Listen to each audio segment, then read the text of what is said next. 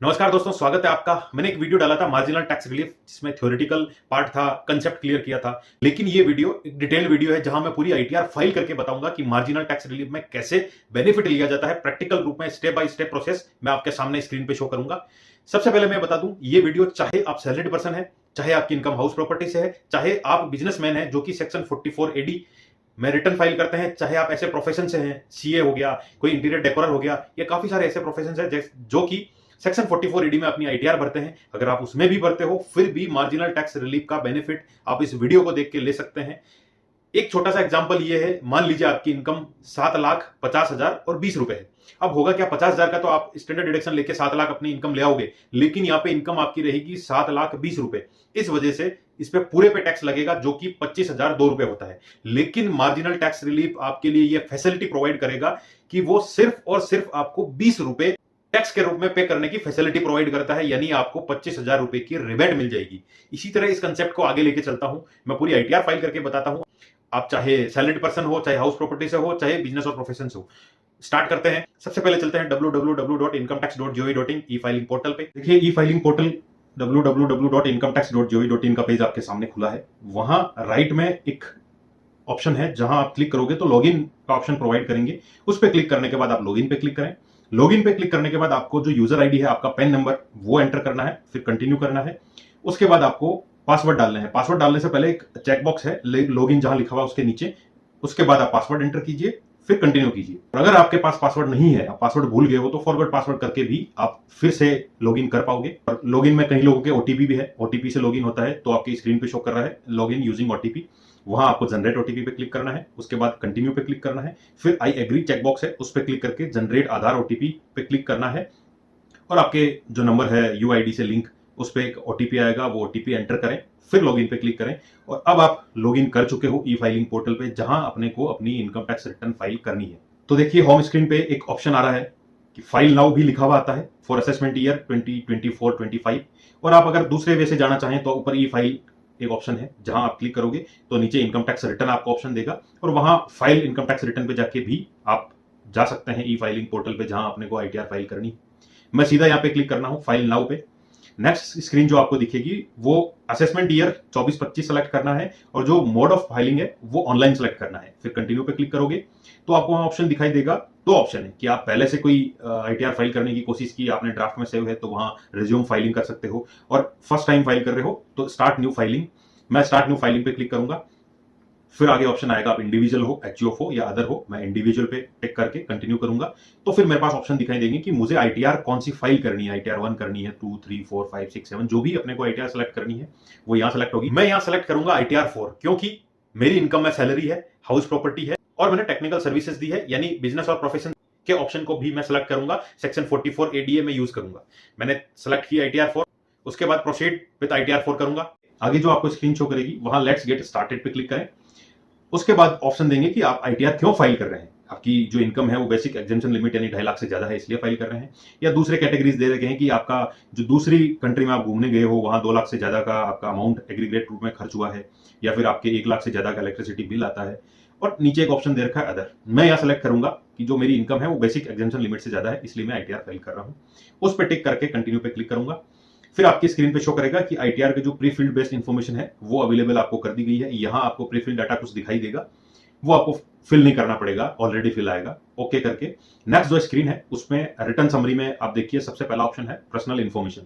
मैं उस पर क्लिक करूंगा। उस पर क्लिक करने के बाद मेरी पर्सनल इन्फॉर्मेशन दिखाई देगी, नेम क्या है, सरनेम क्या है, PAN number, date of birth, Aadhaar number और कॉन्टैक्ट जो भी है वो सारी इन्फॉर्मेशन यहाँ दिखाई देगी। अपने को यहाँ कुछ नहीं करना है, प्री फिल डाटा है। फाइलिंग सेक्शन एक आएगा जहां 139(1) अपने को सेलेक्ट करनी है। उसके अलावा यहाँ जो ऑप्शन दे रखे हैं 139(4) वो भी रिलेटेड है। 31 जुलाई के बाद जो आईटीआर भरोगे वहां ये ऑप्शन सेलेक्ट होता है। और 139(5) यानी रिवाइज रिटर्न, आपने रिटर्न भर दी, आपको लगा कि कोई गलती है तो फिर से रिटर्न फाइल करने के लिए 139(5) का ऑप्शन है। 1192B आपने पिछले 2-3 सालों में आईटीआर नहीं भरी है, कुछ ऐसा रीजन है कि आप आईटीआर फाइल नहीं कर पाए, तो यहाँ कॉन्डोनेशन ऑफ डिले की रिक्वेस्ट सीआईटी को जाती है, वो अलग प्रोसेस है। अपने को यहाँ से सिलेक्ट करना है 139(1). नेक्स्ट स्क्रीन में आपको ये ऑप्शन देगा कि do you wish to exercise option under section 115BAC of opting out of new tax regime. यानी अब डिफॉल्ट टैक्स रिजीम जो है वो न्यू टैक्स रिजीम है। अगर आप ऑल टैक्स रिजीम सेलेक्ट करना चाहते हो तो यहाँ यस करना पड़ेगा, और अगर आप न्यू टैक्स रिजीम से ही जाना चाहते हो तो यहाँ नो कर दीजिए। मैं इस वीडियो में न्यू टैक्स रिजिम लेके चल रहा हूं, इसीलिए यहां मैंने नो किया है।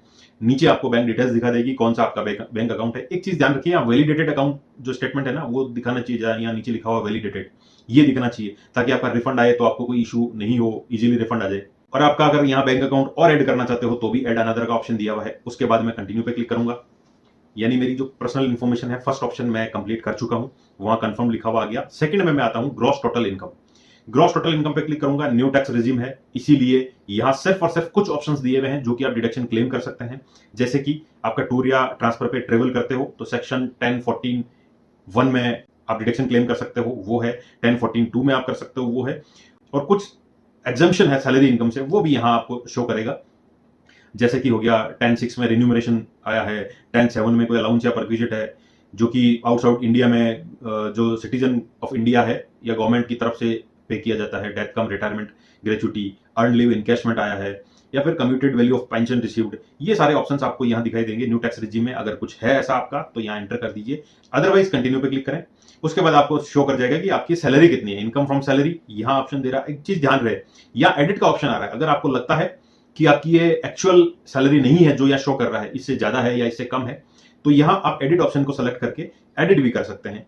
अदरवाइज आपके सामने शो कर रही है ग्रॉस सैलरी क्या है, आपकी नेट सैलरी क्या रहेगी डिडक्शन के बाद या एग्जम्प्ट अलाउंस के बाद, डिडक्शन कितना लिया है आपने, और income chargeable under head salary यहाँ टोटल शो करेगी। यहाँ देखिए आप नेचर ऑफ एग्जम्प्ट अलाउंस है, वहां भी आप अगर अलाउंस को कुछ ऐसा है जो क्लेम करना चाहते हैं वो यहाँ एंटर कर सकते हैं। अदरवाइज डिलीट का ऑप्शन है, वो भी डिलीट डाल सकते हैं। अब आपकी नेट सैलरी शो कर जाएगी, 5,48,286 यहाँ शो कर रही है। डिडक्शन अंडर सेक्शन 16 यानी स्टैंडर्ड डिडक्शन आपको यहाँ दिया गया है। और जो income chargeable under the head of salary है, यानी आपकी सैलरी जो कि टैक्सेबल है, 4,98,286 है। मैं इस पे सेव बटन पे क्लिक करूंगा ताकि ये सारे डाटा सेव रहे। उसके बाद आपको यहाँ शो कर जाएगी कि ये डाटा है। और एक और ऑप्शन शो करेगा इनकम फ्रॉम हाउस प्रॉपर्टी। आप अपने घर को किसी पे किराए पे देते हो, उससे आपकी इनकम हुई है तो वो यहाँ जरूर एंटर करें। यहाँ आपको ऑप्शन दिया हुआ है ऐड या एडिट करने का, वहां जा सकते हैं। और उसके बाद ऑप्शन दिया हुआ है इनकम फ्रॉम अदर सोर्सेज, जहां आपको कोई डिविडेंड मिला है शेयर मार्केट से वो यहाँ शो कर रहा है, आपको इंटरेस्ट मिला है सेविंग अकाउंट से वो यहाँ शो करेगा, आपको एफडी मैच्योर हुई है उससे जो पेमेंट आया वो यहाँ शो करेगा। और उसके बाद आपको ऑप्शन दिखेगा इनकम फ्रॉम बिजनेस और प्रोफेशन। आपकी इनकम बिजनेस या किसी प्रोफेशन से है तो यहाँ इस टैब में आप अपनी इनकम एंटर करोगे। यहां मैं आपके सामने शो कर रहा हूं प्रिजम्पटिव इनकम। सेक्शन 44 एडी में मेरी बिजनेस की कोई इनकम नहीं है, मैंने जीरो डाल दिया। अगर आपकी इनकम है तो यहां डाल दीजिए प्रिजम्पटिव इनकम फ्रॉम प्रोफेशन। आप किसी टेक्निकल सर्विसेज से, इंटीरियर डेकोरर या काफी सारे प्रोफेशन है जो कि सेक्शन 44 एडी में रिटर्न भरते हैं, वो यहां आप एंटर कर सकते हैं अमाउंट। अब होगा क्या, यहां पे जो आप अमाउंट एंटर करोगे ना वो 50% माना जाएगा। मान लीजिए आपको 7 लाख की रिसिट हुई है एक प्रोफेशन से, तो डिपार्टमेंट ये कहता है या गवर्नमेंट ये कहती है आप अपने टोटल टर्नओवर या रिसिट का 50% इनकम मान के सेक्शन 44 एडी में आईटीआर भरी है। वही मैं कर रहा हूं। मेरी जितनी रिसिट थी उसका 50% यानी 3,61,112 रुपए में यहाँ सेक्शन 44 एडी ए में डाल रहा हूं। नीचे है सेक्शन 44 एई जो गुड्स कैरिज रखते हैं उनके लिए सेक्शन है, उससे मेरी कोई इनकम नहीं है इसलिए मैं जीरो रख रहा हूं। आपकी है तो यहां एंटर कर दीजिए। फिर नीचे है income chargeable under the head of business और प्रोफेशन। मैं ये इनकम शो कर देगा 44 एडी में कितनी है, एडीए में कितनी है, एई में कितनी है, सबका टोटल करके 3,61,112 मेरे पास ऐसी इनकम है जो कि मुझे प्रोफेशन से प्राप्त हुई है। नेक्स्ट आप देखेंगे इनकम फ्रॉम अदर सोर्सेज, जहां आपको शो कर जाएगा कि आपका सेविंग बैंक से कितना इंटरेस्ट है या अदर सोर्स में जो भी आपकी इनकम है वो यहां शो कर जाएगी। अगर शो नहीं करता तो एडिट का ऑप्शन है, क्लिक करके एडिट करके आप एंटर कर सकते हैं। मेरी यहाँ पे सिर्फ सेविंग बैंक अकाउंट से इंटरेस्ट है 11,162 रुपए जो कि यहाँ दिख रहे हैं। उसके अलावा और कोई भी आपकी इनकम है तो एड अनदर कर सकते हैं। ग्रॉस टोटल इनकम दिख गई 7,61,096 रुपए। फिर मैं कंफर्म पे क्लिक करूंगा। मींस दो टाइप कंफर्म हो गए, पर्सनल इन्फॉर्मेशन हमने देख ली, ग्रॉस टोटल इनकम अपन ने देख ली। थर्ड है डिस्क्लोजर एंड एग्जम्प्ट इनकम। आपकी कोई एग्जम्प्ट इनकम है तो यहां डालनी है, और जो जो डिस्क्लोजर आपको करना है कि मेरी ये रिसिट है या मेरा ये टर्नओवर है, ये लोन ले रखा, सब कुछ इसी टैब में आएगा। इस पे क्लिक करूंगा। उसके बाद आपको शो करेगा कि फाइनेंशियल पर्टिकुलर्स ऑफ बिजनेस, आप बिजनेस करते हैं उसके फाइनेंशियल पर्टिकुलर्स क्या है। नीचे आपको information regarding turnover gross receipt reported for GST, ये दोनों ऑप्शन आपको देखने हैं। अगर आप पे अप्लाई होते हैं तो कीजिए, अदरवाइज एक लाइन लिखी है या it is mandatory to fill these items, तो उसमें आप एड डिटेल्स में क्लिक करोगे तो आपको शो करेगा कि आपके पार्टनर और मेंबर की कैपिटल कितनी है, secured loan, unsecured loan, advance, sundry debtors, sundry creditors, other liabilities क्या है, टोटल जो कैपिटल और लाइबिलिटीज क्या है, फिक्स्ड असेट क्या है, इन्वेंट्रीज क्या है, बैलेंस विद बैंक्स क्या है, कैश इन हैंड क्या है, लोन एंड एडवांस क्या है, अदर असेट, सारी असेट यहाँ टोटल करके लिखनी है। अगर है तो ठीक है, अदरवाइज ये आप खाली भी छोड़ सकते हैं, क्योंकि अगर आपकी बिजनेस से नहीं है ये सब चीजें तो आप क्यों एंटर करोगे। मेरे नहीं है, इसीलिए मैंने कुछ नहीं किया, इसे ब्लैंक छोड़ा है। इट मींस मैंने थर्ड ऑप्शन भी देख लिया, डिस्क्लोजर एंड एग्जम्प्ट इनकम, क्योंकि यहाँ पे कंफर्म लिखा हुआ दिख रहा है। नेक्स्ट में मैं चलूंगा टोटल डिडक्शन, उस पर क्लिक करूंगा तो यहां मुझे डिडक्शन दिखाई देगा सेक्शन 80cc D2, जो कि इंप्लॉयर का कंट्रीब्यूशन है एनपीएस अकाउंट में।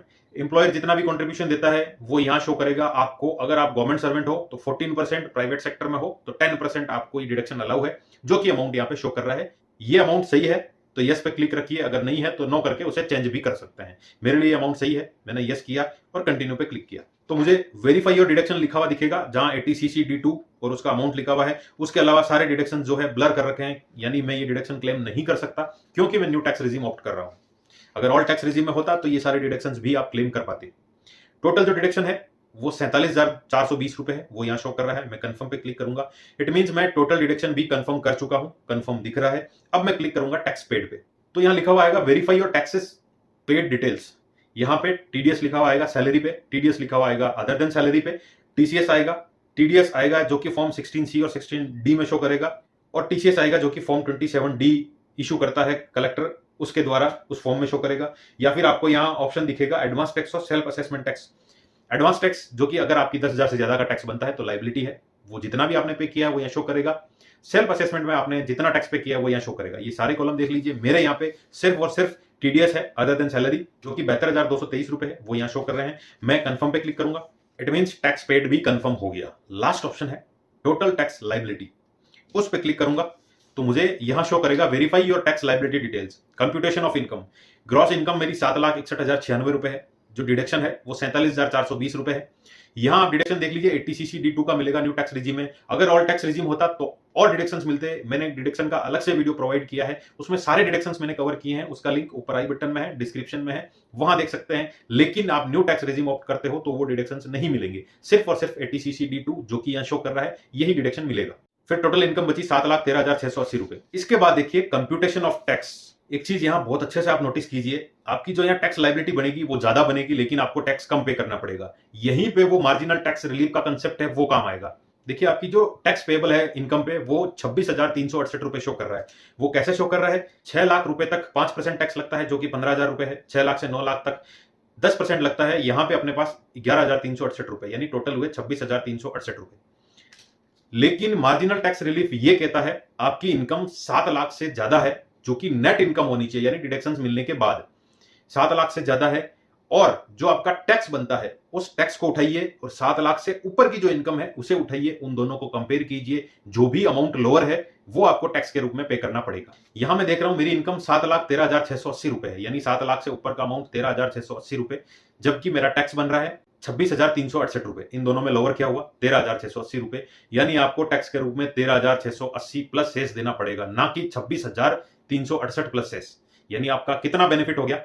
12,688 रुपए आपका टैक्स कम बनेगा, जो कि सेक्शन 87A में आपको रिबेट दी गई है। मार्जिनल टैक्स रिलीफ का यहाँ बहुत बड़ा रोल हो गया, आपका इतना टैक्स बच चुका है मार्जिनल टैक्स रिलीफ की वजह से। तो मैं देखूंगा कि मेरा टैक्स जो बन रहा है 13,680 रुपए है, उस पे जो हेल्थ एंड एजुकेशन सेस लगेगा 547 रुपए। टोटल जो मुझे पे करना है 14,227 रुपए। देखिए कहां तो 26,368 और उस पे सेस लग रहा है, यहां सिर्फ 14,227 रुपए आपको पे करने। तो ये जो डिफरेंस है, आपको टैक्स कम पे करना है, ये मार्जिनल टैक्स रिलीफ है। और ध्यान रहे ये सिर्फ और सिर्फ न्यू टैक्स रिजीम में, आप ऑल टैक्स रिजीम चूज करते हो तो मार्जिनल टैक्स रिलीफ आपको नहीं मिलेगा। नेक्स्ट आपको शो करेगा इंटरेस्ट, जो कि 234A-B-C एडवांस टैक्स में लगता है। अगर आपका नहीं है तो यहाँ 0 लिखेगा। और फीस 234F, जो कि डिलेड ITR फाइलिंग की फीस है, 31 जुलाई से पहले कोई भी फीस यहाँ शो नहीं करेगा।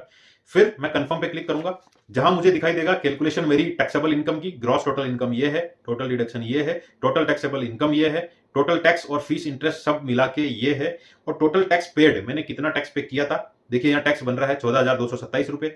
यहाँ देख लीजिए जो डिफरेंस है इस अमाउंट में 58,000 रुपए का, वो रिफंड आपको शो करेगा। अगर आपकी ITR में कोई इशू नहीं रहा तो ये ITR प्रोसेस हो जाएगी और रिफंड आपको मिल जाएगा। प्रीव्यू रिटर्न, प्रीव्यू रिटर्न पे क्लिक कीजिए। प्रीव्यू रिटर्न में आप देखोगे चेकबॉक्स है, उस पर टिक कीजिए और फिर व्यू रिटर्न या कंफर्म पे क्लिक करोगे तो आपको वहां प्रीव्यू दिखाई देगा रिटर्न का। सब कुछ चेक कर लीजिए, जो भी डाटा आपने एंटर किए हैं वो सही है या नहीं है।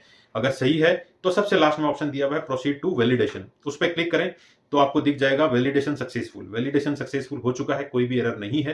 प्रोसीड टू वेरिफिकेशन पे क्लिक कीजिए। ये हुआ ITR 4 को लेके मार्जिनल टैक्स रिलीफ का कंप्लीट वीडियो। अगर आपकी कोई क्वेरी हो तो कमेंट सेक्शन में जरूर डालें, आपको जवाब मिलेगा। और ITR 1 के new tax regime, all tax regime, ITR 2 कैसे फाइल करेंगे, कैलकुलेशंस कैसे करेंगे, क्या क्या डिडक्शंस अलाउ है, बहुत सारे वीडियोस मैंने मेरे चैनल पे प्रोवाइड किए हैं। आप मेरे चैनल पे जाके देख सकते हैं, प्लेलिस्ट पे देख सकते हैं। आई होप आपको वो वीडियोस पसंद आएंगे। ज्यादा से ज्यादा लोगों तक शेयर कीजिए ताकि लोग अवेयर हो सकें, अपनी कैलकुलेशन खुद कर सके, अपनी ITR खुद भर सके, और चैनल को सब्सक्राइब करवाइए।